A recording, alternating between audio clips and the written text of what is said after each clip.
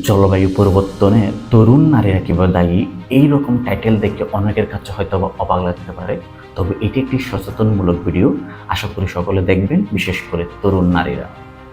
সম্প্রতি চট্টগ্রাম, বান্দরবান, কক্সবাজার এবং খাগড়াছড়ির বেশ কিছু অঞ্চলে ভারী বৃষ্টির কারণে অনেক এলাকা পানির নিচে তলিয়ে যায় এবং আমরা এরকম পর্যন্ত সংবাদ শুনতে পেয়েছি যেখানে কয়েক দশক ধরে বন্যার পানি বা ভারী বৃষ্টির ফলে ওখানে পানি পর্যন্ত পৌঁছেনি, কিন্তু এবার উঠেছে।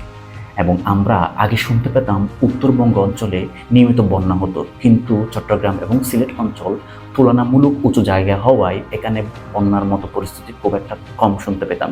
কিন্তু বর্তমানে জলবায়ু পরিবর্তনের কারণে যেখানে বন্যা হওয়ার কথা না সেখানে বন্যা হচ্ছে, এবং যখন আমাদেরকে বৃষ্টির দরকার নাই তখন আমরা ভারী বর্ষণের শিকার হচ্ছি।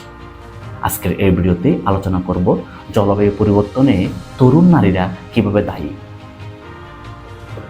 গত 5 জুন 2026-এ fashion hidden climate impact on Bangladesh শিরোনামে দ্য বিজনেস স্ট্যান্ডার্ডে একটি রিপোর্ট বের হয়।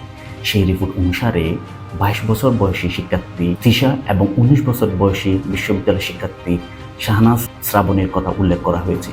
এখানে বলা হয়েছে তারা দুজনেরই আলমারি বা ওয়ার্ড্রোব ভর্তি পোশাক থাকার পরও যখন তাদের সামনে কোনো অনুষ্ঠান, বিশ্ববিদ্যালয়ে কোনো ইভেন্ট কিংবা ফ্যামিলি গ্যাদারিং অনুষ্ঠান আসে, তারা পরার জন্য কোনো পোশাক পান না, আবার নতুন করে শপিং করতে হয়। এবং কোনো একটা পোশাক পরে যখন তারা এই ছবিটা সোশ্যাল মিডিয়াতে আপলোড করে, সেই সেম পোশাক পরে তারা আর কোনো প্রোগ্রামে যেতে চান না। এই গল্পটা আসলে তিশা কিংবা শ্রাবণী সাজদার গল্প নয়, এটা আমাদের বর্তমান সমাজের সকল তরুণ নারীদের গল্প।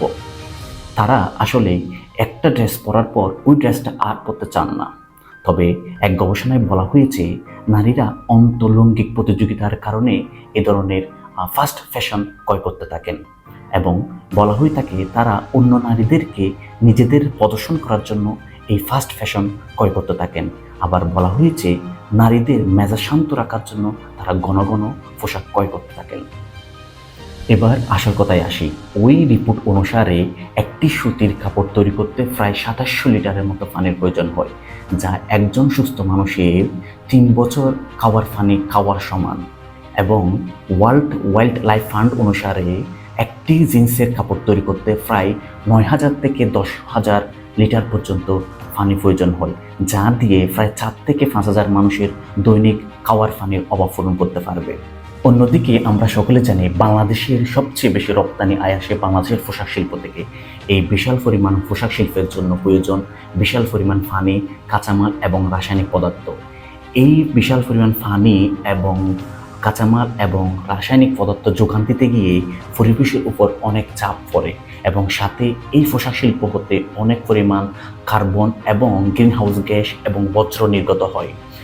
ইউনাইটেড নেশনের এনভায়রনমেন্ট প্রোগ্রামের তথ্য অনুসারে বাংলাদেশের পোশাক শিল্প হতে 2 থেকে 8% মতো গ্রিনহাউস গ্যাস নির্গত হয়, যা আন্তর্জাতিক বিমান চলাচল এবং সমুদ্রের যে পরিবহন হয় তারা যে গ্রিনহাউস গ্যাস নির্গমন করে তার তুলনায় বেশি। এই প্রতিবেদনে আরও বলা হয়েছে 2000 থেকে 2015 সালের মধ্যে কাপড় উৎপাদন দ্বিগুণ হয়েছে এবং 36% মতো কাপড় ব্যবহার কমেছে। অর্থাৎ কাপড়ের উৎপাদন দ্বিগুণ হলেও মানুষ সেই পোশাকগুলো ব্যবহার অনেকাংশ কমেছে। যেখানে কয়েক দশক আগেও মানুষ একই কাপড় নিয়মিত পরত এবং কিছু কাপড় পরিবারের অন্য সদস্যের কাছে নেওয়ার মাধ্যমে কাপড়গুলো ব্যবহার করত। কিন্তু বর্তমান তরুণ নারীরা ঘন ঘন পোশাক কিনে এবং তা দ্রুত সময়ে ফেলে দেয়, এবং একবার পরে ফেলে দেওয়ার যে মন মানসিকতা তা পরিবেশের বিরূপ প্রভাব ফেলে। 2026 সালে ক্লিনার অ্যান্ড রেসপন্সিবল কনজাম্পশনের রিপোর্ট অনুযায়ী বলা হয়েছে যে পোশাকটি দীর্ঘ সময় ধরে ব্যবহার করেছে তা পরিবেশে কম প্রভাব ফেলে। আবার আমরা পোশাকগুলোকে যত্রতত্র ফেলে দিই, যেখানে সিনথেটিক কিংবা পলিস্টারের মতো পোশাক পৌঁছতে প্রায় কয়েক দশক পর্যন্ত লাগতে পারে, এবং তা পরিবেশে মাইক্রোপ্লাস্টিক ছড়াতে পারে। নারীদের পোশাক কেনাটা সমস্যা না, কিন্তু প্রয়োজনীয় অতিরিক্ত পোশাক কিনা এবং তার দ্রুততার সময়ে কম ব্যবহার করে পরিবেশে ফেলে দেওয়া, সেটা অতিরিক্ত পরিবেশের জন্য খারাপ প্রভাব হতে পারে। আমরা হয়তোবা এই সমস্যাটি পুরোপুরি সমাধান করতে পারবো না, কিন্তু আমরা যদি একটু সচেতন হই তাহলে আমরা জলবায়ু পরিবর্তনের যে পোশাকের যে বিষয়টা সম্পর্কটা আমরা চাইলে এই প্রভাবটা কমিয়ে আনতে পারবো। আজ এ পর্যন্ত, আবার দেখা হবে নতুন কোনো টপিক নিয়ে। ততদিন সুস্থ থাকবেন, ভালো থাকবেন। আল্লাহ হাফিজ।